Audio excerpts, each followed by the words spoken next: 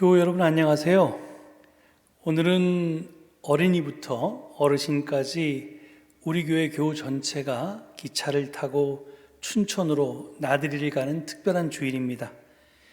예전에 2016년과 2017년에도 춘천 나들이를 갔었는데 지난 몇 년간은 남산 꽃구경으로 대체했다가 오랜만에 다시 가게 되었습니다.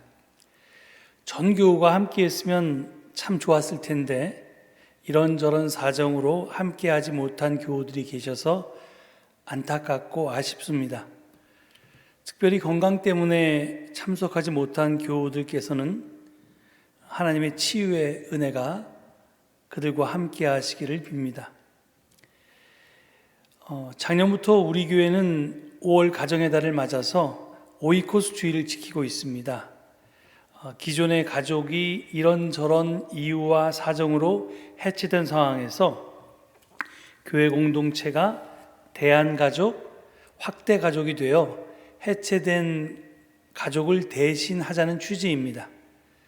그 옛날 로마 제국 시대에 바울의 교회가 그랬던 것처럼 교우들 서로가 서로에게 피를 나는 가족처럼 상대방의 필요를 채워주는 사랑의 공동체가 되자는 그런 취지입니다.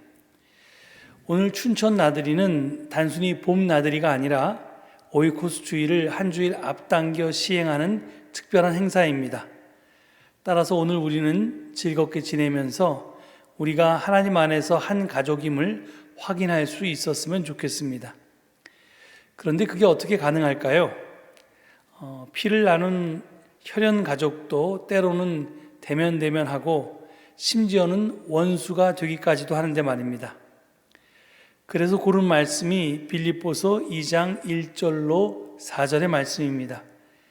이 말씀은 특별한 풀이가 필요 없습니다만 여러분의 이해를 돕기 위해서 또 우리 어린이 교우들을 위해서 옛날 이야기 한 편을 들려드리고자 합니다. 옛날에 가뭄과 홍수에 전쟁까지 겪은 한 마을이 있었습니다. 그 마을 사람들은 제각기 살아나갈 방도를 꾀하느라 지쳐 있었습니다. 사람들은 열심히 일했지만 자기만을 위해서 일했습니다. 그래서 서로 나 몰라라 하고 살았습니다. 이 마을에 여행 중인 스님 3분이 들렸습니다. 하지만 마을 사람들은 각자 도생하기 바빠서 아무도 상관하지 않았습니다. 그래서 스님들은 그 마을 사람들에게 돌멩이국을 끓이는 법을 가르쳐 주기로 했습니다. 과연 돌멩이로 국을 끓일 수 있을까요? 그것도 엄청나게 맛있는 국을요. 심지어 마을 사람 전체가 모두 나눠 먹을 만큼 많이 끓일 수 있을까요? 먼저 스님들은 자신들이 들고 온 작은 솥에 돌멩이 3개를 넣고 국을 끓이기 시작하면서 중얼거렸습니다. 이제 이 돌멩이들이 맛있는 국이 될 거야. 그런데 솥이 너무 작군. 조금 더 크면 좋을 텐데. 그러자 한쪽에서 스님들을 지켜보던 한 소녀가 말했습니다. 우리 집에 아주 큰 솥이 있어요. 소녀가 가져온 큰 가마솥에 다시 돌멩이와 물을 넣고 국을 끓이기 시작하자 마을 사람들이 궁금해서 하나 둘씩 모여들었습니다. 정말로 돌멩이로 국을 끓일 수 있을까? 그때 스님들이 중얼거렸습니다. 돌멩이 국에는 소금과 후추가 들어가야 제맛인데. 그러자 누군가 그거라면 우리 집에 조금 있는데 하면서 뛰어가서 소금과 후추를 가져왔습니다. 스님들은 또 이야기합니다. 지난번에 국을 끓일 때는 당근이 있어서 달콤했는데 그러자 한 안악이 우리 집에 당근이 있어요 하면서 가져왔습니다. 이제 마을 사람들이 앞다투어 외쳤습니다. 고기만두가 들어가면 더 맛있겠지?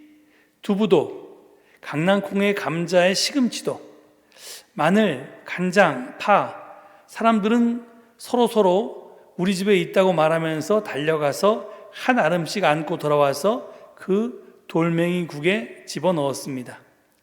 그렇습니다. 마을 사람들 사이에는 이상한 일이 벌어지기 시작했습니다. 한 사람이 마음을 열고 자기의 것을 내놓자 다른 사람은 더 많이 내놓았습니다. 그래서 국은 건더기가 많아졌고 맛도 훨씬 더 좋아졌습니다. 그날 밤 마을 사람들은 이렇게 끓여진 엄청 맛있는 돌멩이 국을 모두가 배부르게 나눠 먹으며 참으로 오랜만에 큰 잔치를 벌였답니다.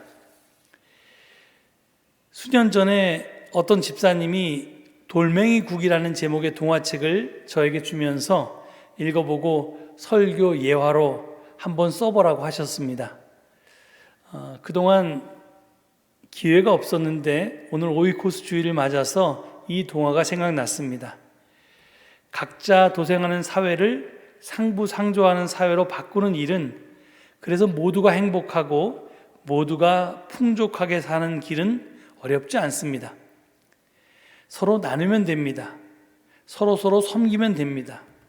그러면 사람 사이에 높이 쌓였던 벽은 무너지고 사랑과 평화가 넘치게 됩니다.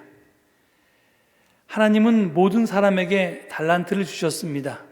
물론 그 달란트의 양은 좀 다를 수도 있고 또 그 달란트의 모양도 다를 수 있습니다. 하지만 우리 모두는 달란트를 받았습니다.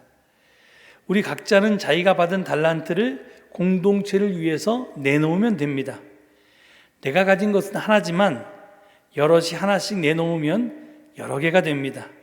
그것이 모이면 풍성해지고 그것을 나눠 쓰면 우리는 풍요롭게 됩니다. 여러분 가운데 어떤 분은 나는 가진 것이 없는데 뭘 나누지 하고 고민하는 분이 계실지도 모르겠습니다. 그런 분도 무죄 7시를 할 수 있습니다. 무죄 7시는 무죄, 즉 재물이 없어도 할 수 있는 7가지 보시, 그래서 7시를 말합니다. 그 7가지 보시는 뭐냐면 첫 번째는 화한시입니다. 얼굴에 밝은 미소를 띠고 부드럽고 정답게 대하는 것입니다. 둘째는 언사시입니다. 공손하고 아름다운 말로 대하는 것을 가리킵니다. 셋째는 심시인데 착하고 어진 마음을 가지고 사람을 대하는 것입니다. 넷째는 안시인데요, 호의를 담아 부드럽고 편안한 눈빛으로 상대방을 바라보는 것을 뜻합니다. 다섯째는 신시인데요, 몸으로 베푸는, 그래서 남의 짐을 들어준다거나 예의 바르고 친절하게 남의 일을 돕는 것을 가리킵니다. 여섯째는 상좌시로 다른 사람에게 자리를 양보하는 것을 말합니다. 마지막 7째는 방사시로 편안하게 쉴 수 있는 공간을 제공하는 것을 가리킵니다. 이렇듯 우리가 물질을 가지지 않아도 7가지 보시를 베풀 수가 있다는 것입니다. 그리고 서로가 서로를 이렇게 대하면 그 공동체는 하나님 나라로 변할 수 있을 것입니다. 오늘 택한 본문 빌립보서 2장 1절로 4절의 말씀도 바로 이런 공동체를 만드는 그런 무죄 7시 같은 방법을 우리에게 가르쳐 주고 있습니다. 이 말씀을 제가 가톨릭 세번역으로 다시 한번 봉독해 보겠습니다. 여러분 마음에 새기시고 그리고 몸으로 실천하여서 우리 서울제일교회가 하나님의 가족이 되고 또 하나님의 나라가 되게 하시길 빕니다. 그러므로 여러분이 그리스도 안에서 격려를 받고 사랑에 찬 위로를 받으며 성령 안에서 친교를 나누고 애정과 동정을 나눈다면 뜻을 같이 하고 같은 사랑을 지니고 같은 마음, 같은 생각을 이루어 나의 기쁨을 완전하게 해 주십시오. 무슨 일이든 이기심이나 허영심으로 하지 마십시오. 오히려 겸손한 마음으로 서로 남을 자기보다 낮게 여기십시오. 저마다 자기 것만 돌보지 말고 남의 것도 돌보아 주십시오. 그리고 5절 한 말씀 더 추가해서 읽겠습니다. 그리스도 예수께서 지니셨던 바로 그 마음을 여러분 안에 간직하십시오. 아멘. 오늘 이 말씀을 되새기시면서 침묵 가운데 함께 기도하시겠습니다.